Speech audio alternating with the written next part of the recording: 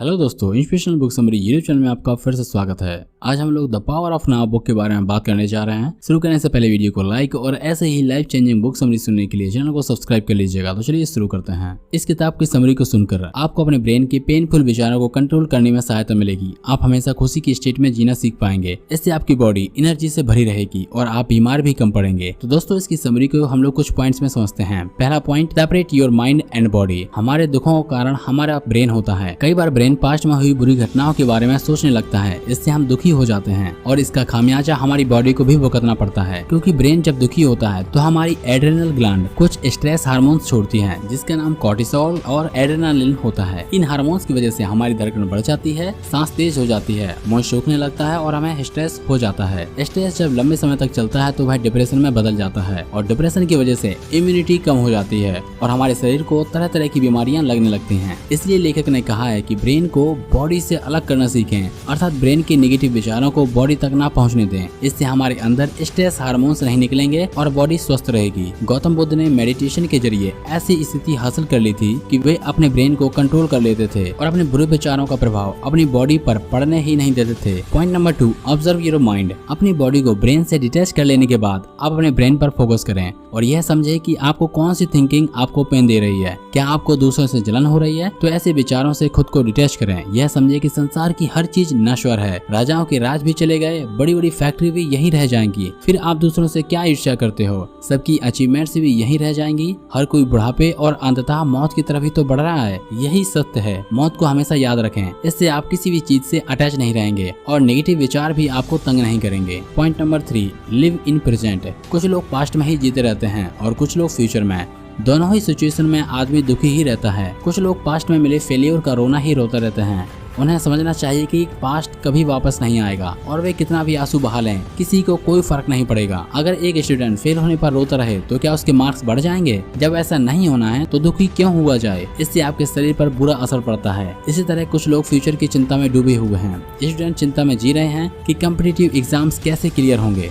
Job वाले चिंता में जी रहे हैं कि प्रमोशन कैसे होगी। हर कोई फ्यूचर की तरफ भागे जा रहा है, लेकिन इस चक्कर में लोग अपनी मौजूदा लाइफ ही ठीक से नहीं जी पाते। इसलिए प्रेजेंट में जीना सीखें। जो कुछ भी आपके पास आज है उसके लिए यूनिवर्स को धन्यवाद दें। ऐसा करने से आपका दिल खुशी से भर जाएगा और आपको लगेगा आपके पास सब कुछ है। छोटी छोटी चीजों में खुशी ढूंढ लें। कभी भी खुद को दूसरों से कंपेयर ही ना करें। अपने झोपड़ी में ही ढोलक बजाकर खुशी पैदा की जा सकती है। हो सकता है महल वाला 1000 टेंशन में जी रहा हो। Point number 4, except the tragedies. जरा सी मुसीबत आने पर बहुत से लोग सोचने लगते हैं, हे भगवान, मेरे साथ ही ऐसा क्यों होता है? लेकिन यह एक नेगेटिव स्टेटमेंट है जो हम अपने दिमाग को दे रहे हैं और इससे दिमाग बेहद डिमोटिवेट हो जाता है। फिर वह अपनी तरफ और प्रॉब्लम्स आकर्षित कर लेता है। इसलिए नेगेटिव वाक्य न बोलें, क्योंकि ऐसा नहीं है कि आपकी लाइफ में ही प्रॉब्लम है। सबको कोई ना कोई प्रॉब्लम होती ही है। इसलिए ऐसा माइंडसेट बना लें कि डेली कुछ प्रॉब्लम्स तो आएंगे ही, लेकिन आप उन्हें सुलझाते जाइए और जीवन का मजा उठाते जाइए। जितना आप सॉल्व कर सकते हैं उतना ही कीजिए, लेकिन ऐसा बिना परेशान हुए करें।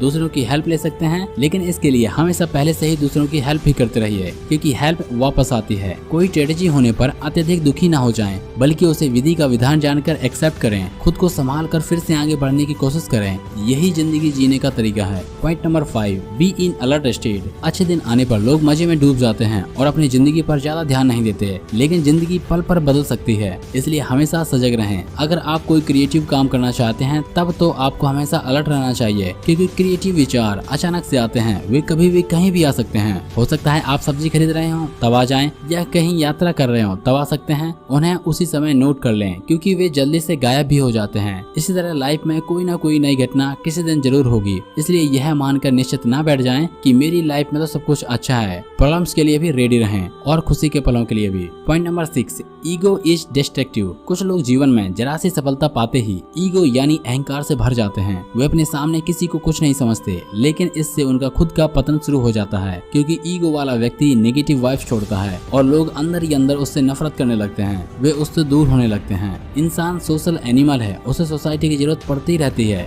लेकिन अगर सोसाइटी के लोग आपको नापसंद करेंगे तो मुश्किल आने पर आपको हेल्प ही नहीं मिलेगी। साथ ही लोगों की नापसंद करने पर ऐसे आदमी का स्ट्रेस लेवल बढ़ा रहता है। उसके झगड़े भी बढ़ जाते हैं। इससे उसका स्ट्रेस और बढ़ जाता है, वह अंदर ही अंदर परेशान रहता है और उसे कई तरह की हार्ट संबंधी बीमारियां होने का खतरा रहता है। इसलिए कभी भी ईगो ना पालें, सक्सेस मिलने पर भी हम्बल रहें, हवा में ना उड़ने लगें। इससे और किसी को नहीं बल्कि आपकी खुद की सेहत अच्छी रहेगी। Point number 7, feel the energy of universe. कई बार हम बोरिंग काम करते करते थक जाते हैं, लेकिन घर आकर हमें कोई डिस्को क्लब चलने को बोल दे तो हम एनर्जी से भर जाएंगे। इसका सीधा सा मतलब है कि हमारे अंदर एनर्जी का खजाना होता है, बस हमें उसे इस्तेमाल करना नहीं आता। कुछ लोग लगातार 16 घंटे पढ़ने के बाद भी नहीं थकते, या कुछ प्लेयर्स देर तक प्रैक्टिस करने से भी नहीं थकते। वे अनजाने में ही सही अपने अंदर एनर्जी के खजाने का इस्तेमाल कर रहे होते हैं। आप भी अपने अंदर यूनिवर्स की एनर्जी को महसूस करें, आंखें बंद करके खुद से कहें कि आप यूनिवर्स का ही भाग हैं और आपके अंदर यूनिवर्स की एनर्जी है। इसके साथ साथ अपने काम करते हुए खुश रहना सीखें, अपने काम में पूरा इंटरेस्ट लें, इसे किसी रिवार्ड से भी लिंक कर दें। साथ ही कर्म को पूजा मानें, उसे करते हुए आपको सच में स्पिरिचुअलिटी का एहसास होना चाहिए। हर काम स्माइल के साथ करें। इन सब तरीकों से आपके अंदर की एनर्जी कभी भी खत्म नहीं होगी।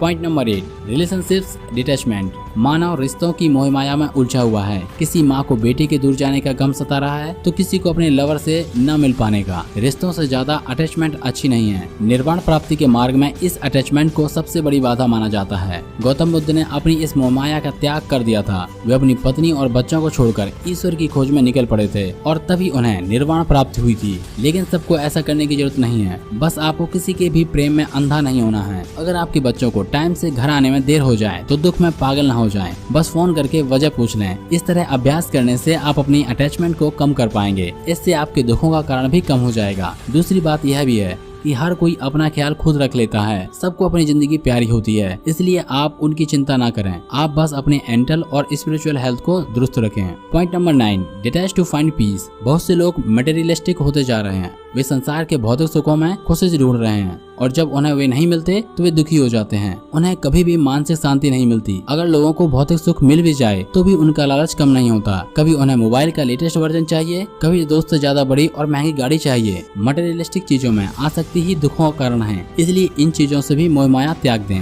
कई बार शेयर मार्केट में लॉस होने पर कुछ लोग गम से पागल हो जाते हैं क्योंकि वे पैसे से अटैच हो जाते हैं, लेकिन इससे उनकी जिंदगी खराब होती है। ऐसे में उन्हें खुद को इस सब से डिटैच कर लेना चाहिए। सुखों को जरूर भोगें, लेकिन उनसे अटैचमेंट न पालें। जब कोई इंसान पैसा आदि खो जाने पर भी मुस्कुरा सके तो समझ लेना चाहिए कि उसने मानसिक शांति और सच्ची खुशी को प्राप्त कर लिया है। Point number 10, surrender versus resign. कुछ लोग असफलता मिलने पर हार मान लेते हैं। वे दुख के सावर में डूब जाते हैं और दोबारा कुछ भी बड़ा करने की कोशिश ही नहीं करते। कुछ तो अवसाद यानी डिप्रेशन में चले जाते हैं और कुछ लोग शराब, सिगरेट, ड्रग्स आदि लेने लगते हैं और अपनी जिंदगी को चौपट कर लेते हैं। लेकिन ऐसा रवैया गलत है। गीता में लिखा है, क्यों व्यर्थ चिंता करते हो, किससे व्यर्थ डरते हो, तुम्हारा क्या खो गया जो तुम लाए थे, जो लिया यहीं से लिया, जो दिया यहीं दिया। इसलिए कभी भी हार यानी रिजाइन न माने, बल्कि खुद को ईश्वर या ब्रह्मांड के चरणों में सरेंडर कर दें। अपनी गलतियों से सीखें और फिर से कोशिश करें। विश्वास और कोशिश करने से ही सफलता मिलती है, इसलिए कभी भी विश्वास को न खोने दें और निरंतर प्रयास करते रहें। तो दोस्तों, ये थी the power of now book की समरी। आप इस समरी से क्या सीखे मुझे कमेंट बॉक्स में बता सकते हो। इस वीडियो को अपने दोस्तों, अपनी फैमिली के साथ में जरूर शेयर कीजिएगा। वीडियो अच्छा लगा तो वीडियो को लाइक और चैनल को सब्सक्राइब कर लीजिएगा।